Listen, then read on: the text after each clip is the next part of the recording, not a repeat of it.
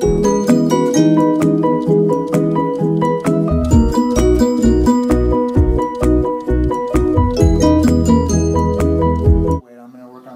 guy's wrist today.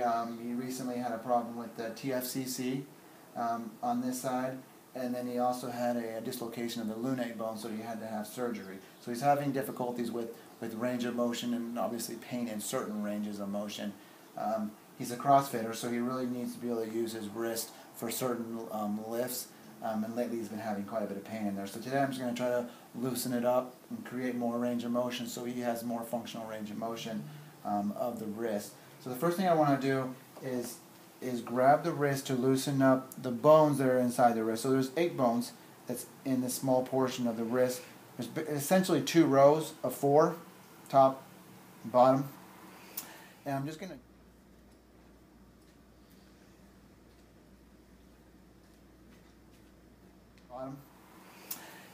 to grab the wrist and just start to do some flexion and extension with it. And I'm trying to put my thumb right there between the 2 rows to try to get some separation. After you start getting more and more movement, you can even pull and distract and go up and down in flexion and extension, and you'll feel quite a bit more movement that way. And then you can also move it side by side in translation to get these different ranges of motion.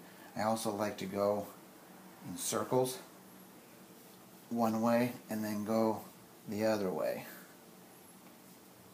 Another thing I like to do is loosen up the carpal bones from these 2 bones, which are the heads of both the radius and the ulna. And so in order to do that, you just kind of grab it and you kind of glide it next or along each other. And you can even do, once again, traction in order to get a little bit more movement in there. And I can do it on both sides. You can see how much this side moves compared to the radial side. And after you get movement through there, you can become a little bit more aggressive and really try to get as much range of motion and movement in there as you possibly can.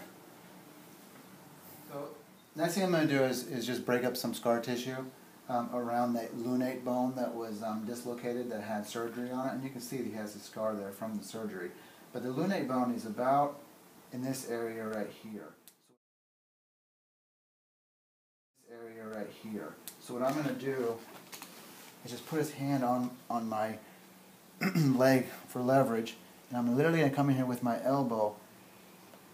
I like to use my elbow for pretty much everything, and I'm going to grind the area out.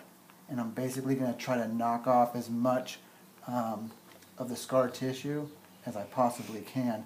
And when I first start, I can feel a lot of gristle in there, and then as you rub on it for a while, it becomes smoother and smoother, and you can feel that there's a little bit more free range of motion within that.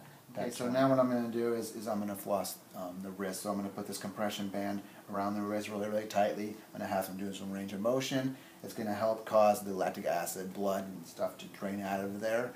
And then once I take the band off, it'll flush back in the blood, and it basically helps to clean the area out, bring in new blood, and just make the area so it's more lubricated and more easily able to use. So basically I start in this area, and I'm not squeezing super hard. Take this thing off, and I try to take it off fairly quickly.